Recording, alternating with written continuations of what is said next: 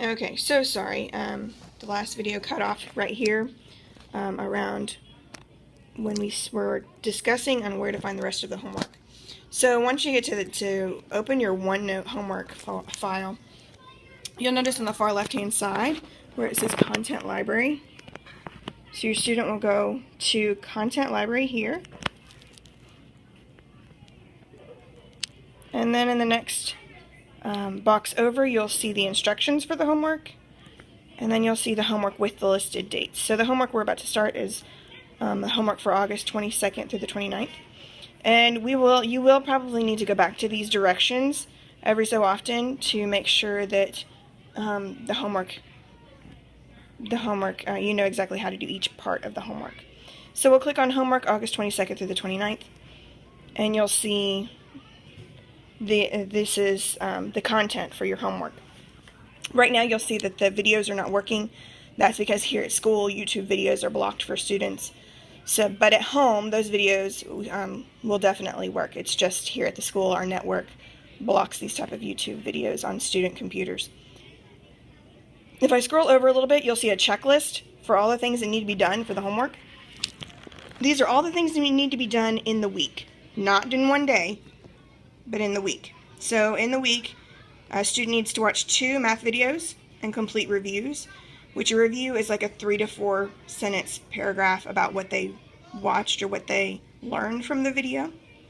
They need to do a review for each video, please. Then they also will need to do the math practice problems.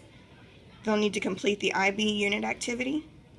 They'll need to complete 2 phonics activities. They'll need to complete a language task. And they'll need to review the grammar. Now note that the grammar is just a review. They do not have an activity to do with the grammar. And then they need to do their daily reading, which is 45 minutes. They'll need to do their daily reading 5 days out of the week. The weekend is optional. And for my students, if they decide to read on the weekend, it is extra credit. So what does all of that mean? So if we go back over to this part of our homework, scroll back over, and we scroll down, here are the videos. A student needs to pick only 2 of them. There's more than 2. The student only needs to pick 2 of them, watch them, and write the 3 to 4 sentence review about what did they watch, what did they learn from the video. And again, they have a math journal where they will write all that down. I'm sorry, they'll have a homework journal where they will write all that down. Here's the math practice work, where they'll copy this box into their journal and fill and answer what it's asking them to do. Same thing here. Here's their math practice. They read the directions, they copy this into their journal and find the answers. Then here's the IB unit activity. It gives directions on exactly what the student needs to do. And there's the website that gives them additional information that they might need to complete the activity. Then if we move down, this is the phonics list. Each student, depending on their the level that they need, they will have a phonics list. Right now all students are on blue, but as the weeks go on, they may need a different list. So in your child's agenda, you will definitely find the color of the list that your student needs to be practicing, orange, blue, or green. Now, in order to do the phonics activity, your child or you will need to go to the homework instructions, and it gives a list of all the different activities that students need to do or can do to practice their phonics words.